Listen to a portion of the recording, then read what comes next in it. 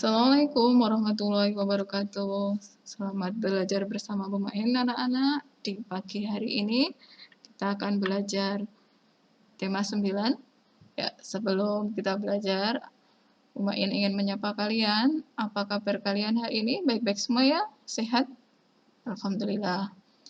Selamat menjalankan ibadah puasa di bulan Ramadan ini. Tetap semangat belajar ya.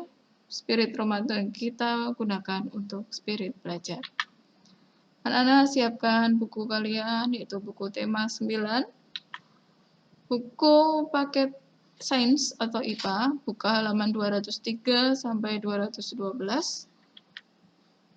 Dan buku pendamping, tentunya buku pendamping tema 9. Yang kita pelajari hari ini adalah tentang materi, zat tunggal, dan campuran. Kompetensi dasar di tema 9 yaitu kalian mengelompokkan materi dalam kehidupan sehari-hari berdasarkan komponen penyusunnya, zat tunggal dan campuran.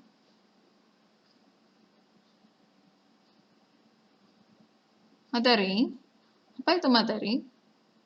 Materi adalah segala sesuatu yang menempati ruang dan memiliki massa. Berdasarkan wujudnya, materi dibagi menjadi padat, cair, dan gas. Ini adalah contohnya, padat berupa batu, cair berupa air terjun di gambar ini, dan tabung ini adalah berisi oksigen, yaitu materi yang berwujud gas. Berdasarkan penyusunnya, materi dibagi menjadi zat tunggal dan campuran. Kita pelajari, apa itu zat tunggal? Zat tunggal adalah zat yang memiliki susunan komposisi tetap dan sifat yang khas. Zat tunggal terbagi menjadi dua, yang pertama yaitu senyawa. Senyawa adalah zat tunggal yang dapat diuraikan secara kimiawi.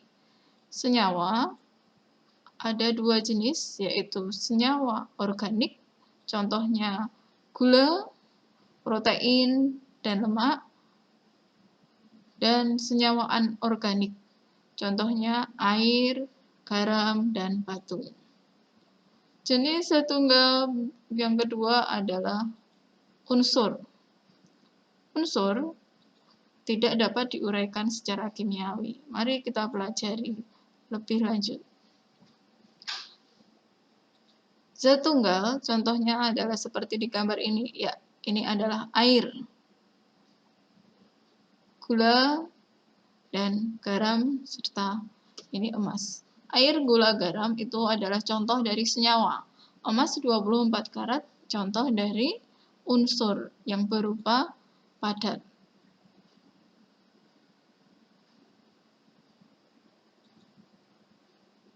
Campuran adalah gabungan dari dua zat atau lebih yang tidak bersatu secara kimiawi, dan zat-zat penyusunnya masih mempertahankan sifatnya masing-masing. Sifat-sifat dari campuran tersusun dari dua atau lebih zat tunggal. Memiliki sifat yang sama seperti komponen penyusunnya, tidak memiliki komposisi tetap. Komponen penyusunnya dapat dipisahkan secara fisika, terbentuk melalui perubahan fisika.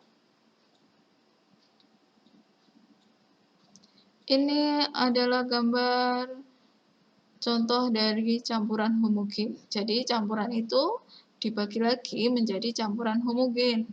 Campuran dua zat atau lebih yang komposisinya merata. Sifat-sifatnya yaitu yang pertama tersusun dari zat padat yang berfungsi sebagai zat terlarut dan zat cair yang berfungsi sebagai zat pelarut. Di gambar ini sirup itu zat terlarutnya adalah gula yang berupa zat padat, dan zat pelarutnya adalah cairan airnya. Campuran homogen sifatnya jernih dan tembus cahaya. Kita bisa melihat isinya, bisa melihat sedotannya, berarti jernih dan tembus cahaya. Tidak ada endapan saat didiamkan. Sirup ini kalau kalian biarkan, ya tetap seperti ini. Tidak akan mengendap. Zat-zat penyusunnya tercampur sempurna. Selain sirup, contohnya yang lain adalah oralit dan larutan gula. Jenis campuran berikutnya yaitu campuran heterogen. Campuran heterogen adalah campuran dua zat atau lebih yang komposisinya tidak merata.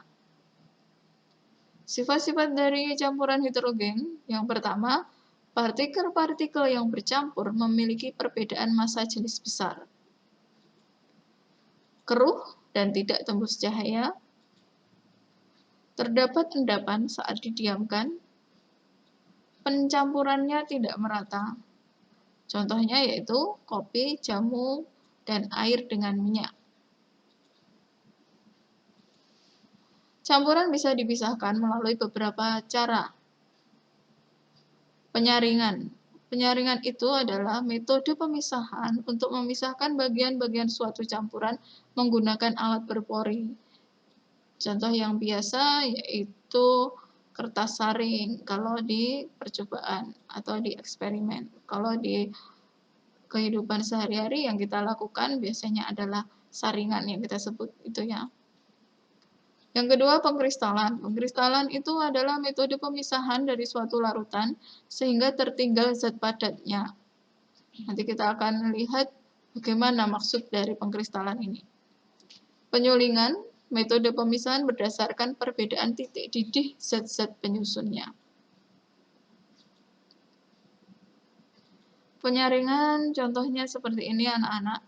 Jadi kopi akan dipisahkan dari airnya, kita perlu corong yang dipasang kertas saring. Dan tentunya ada wadah untuk menampung air. Nanti kopinya dituang ke dalam corong ini, maka akan kita lihat airnya akan mampu menembus kertas saring, sedangkan kopi akan tertinggal di kertas saring. Kopi yang berubah zat padat tertinggal di kertas saring disebut dengan residu. Air yang mampu menembus pori-pori dari kertas saring kita sebut dengan filtrat. Contoh yang lain yaitu membuat santan. Tapi kalau membuat santan kita tidak perlu kertas saring, cukup alat penyaring itu yang kita sebut dengan saringan. Menuang teh kita juga perlu saringan. Jadi nanti tidak ada ampas teh yang ikut terbawa atau ikut di dalam gelas tehnya. Memisahkan pasir dari batu dan kerikil. Itu kalau di bangunan ya.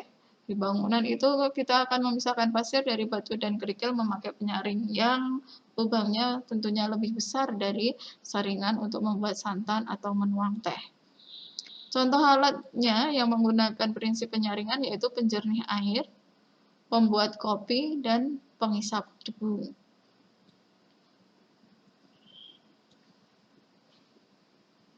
Pengkristalan, contoh mudahnya adalah membuat garam.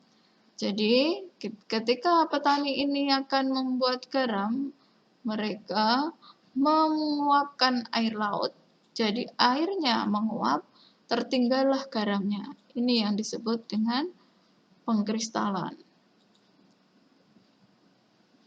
Sedangkan penyulingan, contohnya seperti ini anak-anak, ketika membuat minyak kayu putih, daunnya direbus dalam air, maka minyak yang terkandung dalam daun nanti akan menguap. Uap tersebut akan mengembun di kondensor atau pendingin ini. Mengembun berarti berubah menjadi cair. Nah, akan ditampung di wadah ini. Ini disebut dengan distilat. Mudah-mudahan pelajaran hari ini mudah ya anak-anak, bagi kalian bisa menerima dengan baik. Sekian, terima kasih, selamat belajar. Tetap semangat belajar, tetap semangat beribadah di bulan Ramadan. Sekian, Assalamualaikum warahmatullahi wabarakatuh.